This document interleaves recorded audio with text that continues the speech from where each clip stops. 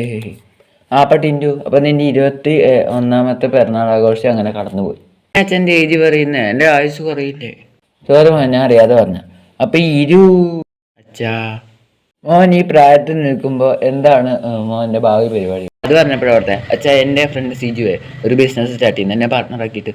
അപ്പോൾ അതിൽ ഒരു 5 ലക്ഷം രൂപ ഇൻട്രസ്റ്റ് ആയിട്ട് അവിടെ തരുമോയെന്ന് ചോദിച്ചിട്ടുണ്ടാവും. എൻ്റെ ഫ്രണ്ടോ എനിക്ക് പലിശ കൃത്യമായിട്ട് പറയാ അച്ഛാ.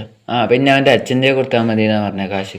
കാര്യം ചെയ്യും, നാളെ അവൻ്റെ അച്ഛനോട് എന്തെങ്കിലും ഗോൾഡിൻ്റെ ഉരുപ്പടി കൂടെ വെച്ചിട്ട് കാശ് കൊണ്ട് പോക്കോളാൻ പറ. പറയാം. ഇതാ അവൻ്റെ അച്ഛൻ്റെ ഫോട്ടോ. ഇത് സത്യമില്ലേ? ഇവന് ഞാൻ കാശ് കൊടുക്കില്ല. അച്ഛനറിയാം അങ്കിളിനെ, എന്താ പൈസ കൊടുക്കാത്ത? ഇവനെ എനിക്കറിയാം. ഇവന് റോൾഡ് ഗോൾഡ് മാല എവിടെ വെച്ചിട്ട് 1 ലക്ഷം രൂപ കൊണ്ടുപോയിട്ട് ഇപ്പൊ 1.5 വർഷമായി. ഇവൻ ഞാൻ കാശ് കൊടുക്കില്ല. അയ്യോ അച്ഛാ, അങ്ങനെ പറയില്ല. അവന് കാശ് കിട്ടില്ലെങ്കിൽ എന്നെ കൊല്ലൂന്ന് പറഞ്ഞു. ഫ്രണ്ടാന്നല്ലേ പറഞ്ഞ, പിന്നെന്താ പ്രശ്നം? ഫ്രണ്ടാണ്, പക്ഷെ കാശ് കിട്ടില്ലെങ്കിൽ മൊബൈൽ. അപ്പൊ ഈ കാര്യം ചെയ്യും, ഞാൻ ഈ പിറന്നാൾ ദിവസം ഏജ് പറഞ്ഞു അതിന്റെ ശിക്ഷയായിട്ട് ഞാൻ കരുതി നീ വാങ്ങിച്ചോ. ഓ അച്ഛാ.